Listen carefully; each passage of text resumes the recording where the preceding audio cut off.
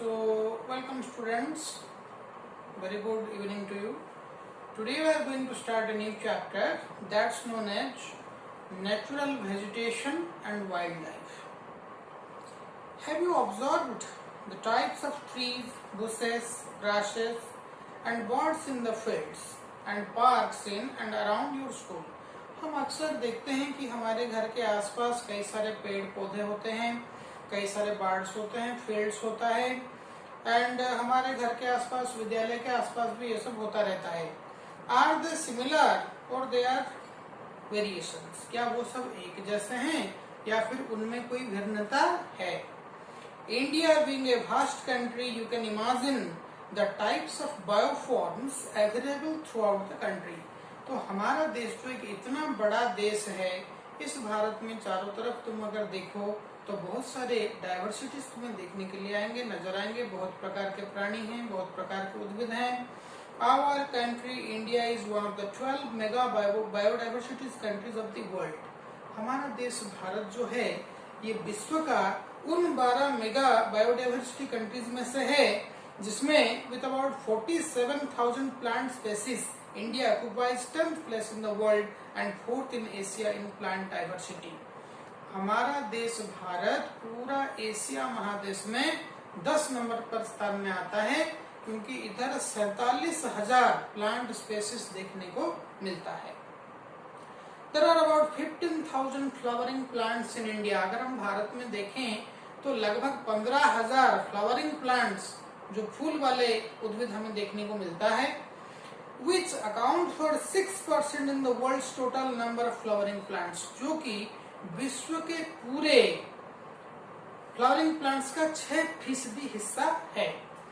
So the country has many non-flowering plants. तो हमारे इधर कुछ non-flowering plants भी हैं, such as ferns, algae and fungi.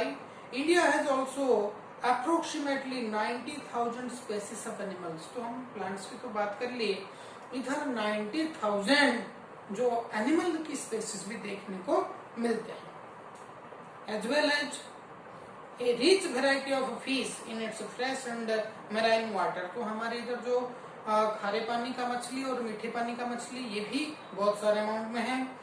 Natural vegetation refers to a plant community which has grown naturally without human aid and has been left undisturbed by human for a long time.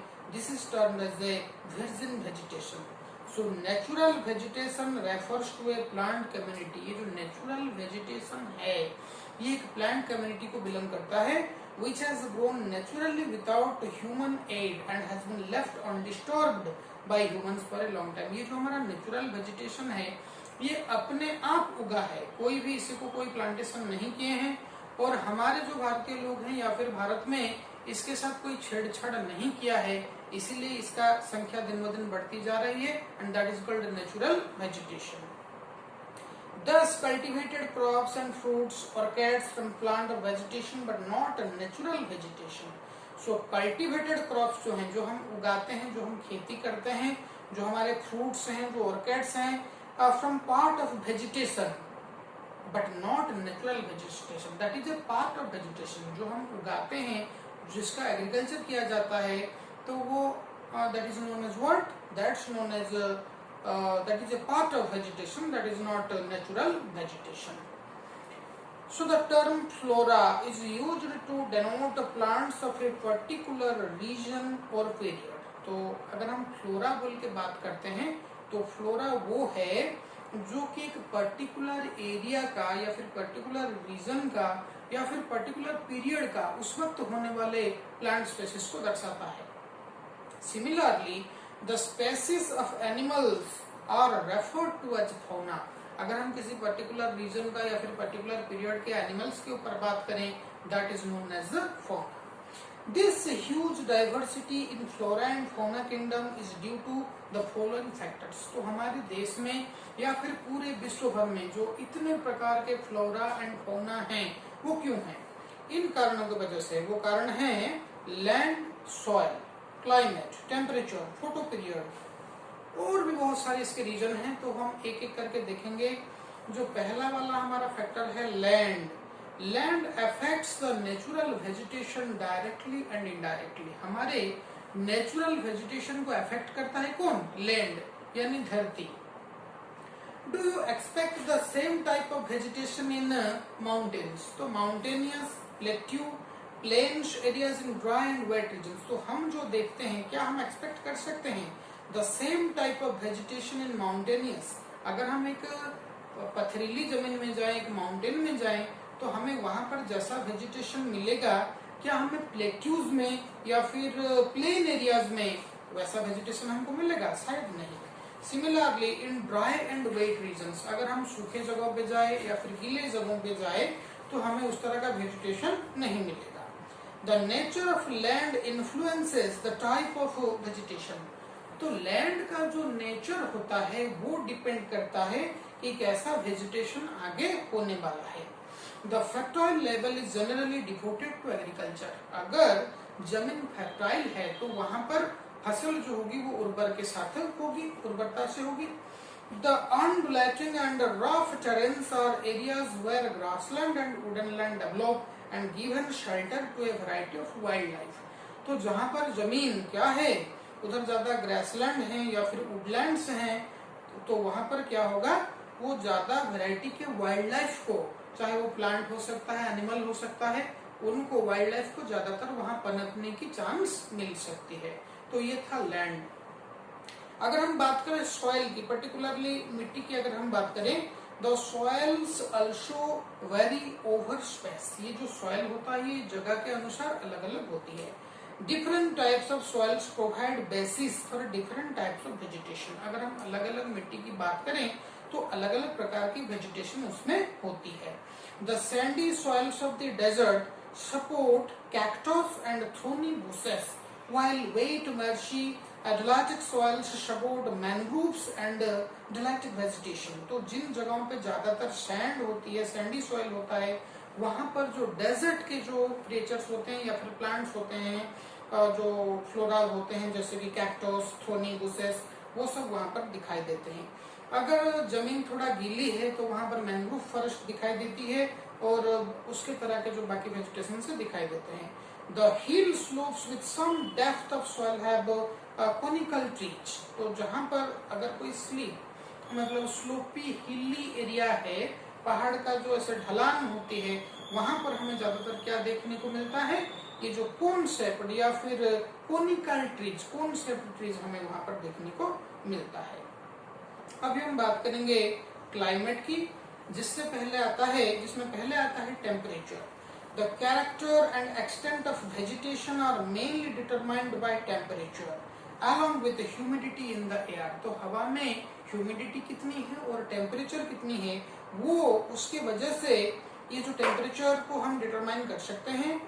On the slopes of the Himalayas and the hills of the peninsula above the height of 915 meters, अगर हम 915 metre के ऊंचे height पर जाएं, the fall in the temperature affects the type of vegetation and its growth।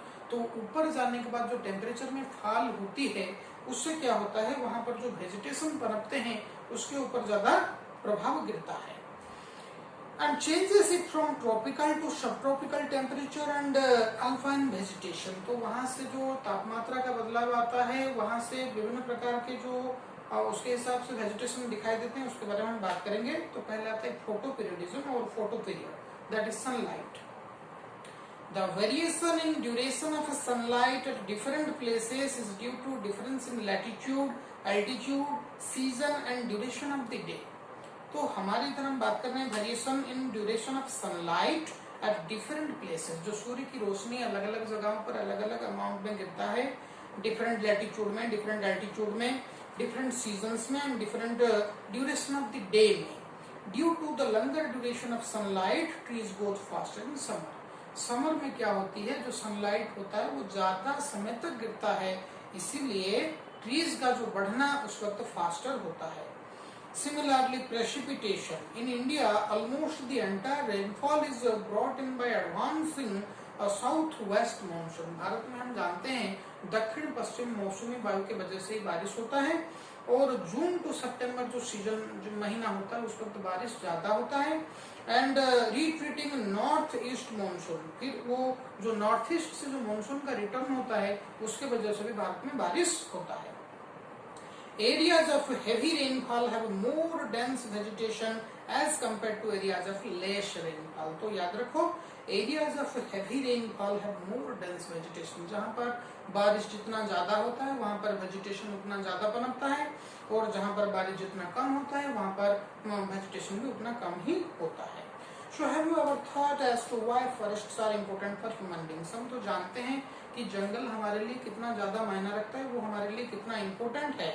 Forests are renewable resources and play a major role in enhancing the quality of environment। ये जो जंगल है ये नवीकरण योग्य संपद है, इसको फिर से नवीकरण किया जा सकता है, और इसके वजह से ये हमारे जीवन में एक बहुत ही बड़ा भूमिका निभाता है, प्लस हमारे परिवेश में भी ये एक अच्छा भूमिका निभाता है। दे मॉडिफाई लोकल क्लाइमेट, वो क्या करता है, हमारे जो स्थानीय जलवायु को परिवर्तन कर देता है। तो मृतिका जो संग्रहण, सॉइल इरोजन, मृतिका जो नष्ट हो जाती है, बह जाती है, उसको भी रोकती है। रेगुलेट स्ट्रीम फ्लो, ये जो पानी का जो बहाव उसको रोकती है। Support A variety of industries, बहुत सारे कल कारखानाओं को वो क्या करती है, मदद करती है। Provide livelihood for many communities, बहुत सारे संप्रदायों को ये खाना भी देती है। Provide livelihood for many communities and offer panoramic और सैनिक व्यू फॉर रिक्रिएशन, ये बहुत सुंदर सैनिक व्यू भी देता है for recreation. They control wide wind force and temperature and cause rains, तो जंगल के वजह से वो बारिश भी होता है और वो विंड को रेगुलेट भी करता है। They provide humans to the soil and shelter to the wild life, तो हमको वो क्या देता है, ह्यूमस टू द सॉइल, जंगल के वजह से ह्यूमस मिलती है सॉइल को, and shelter to the wild life, वन्य जीवन को वो एक घर देती है जंगल। India's natural vegetation has undergone many changes due to several factors। तो भारत का ये जो नेचुरल वेजिटेशन है ये many changes due to several factors, बहुत सारे कारणों की वजह से इसमें परिवर्तन आया है।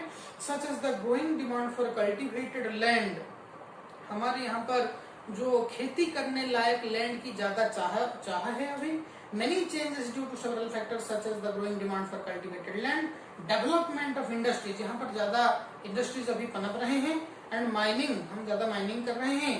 Urbanisation and over grazing and और पेस्टर्स, तो ये जो ओवर ग्रेजिंग की वजह से हमें ज्यादा लैंड चाहिए, इसके वजह से the vegetation cover of India in larger parts is no more natural in real sense. तो आजकल क्या हो रहा है, ये जो नेचुरल वेजिटेशन धीरे धीरे कम हो रही है।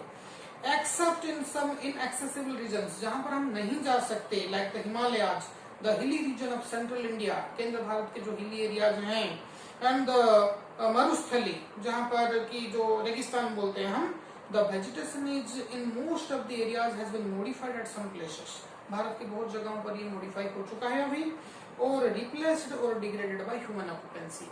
ह्यूमन ऑक्यूपेंसी यानी मनुष्य के रहने पर वहां का जो जलवायु, परिवेश और मिट्टी और नेचुरल वेजिटेशन, ये सब धीरे धीरे बदल रहा है। So this much for today. We will discuss the further things in our next class. Thank you.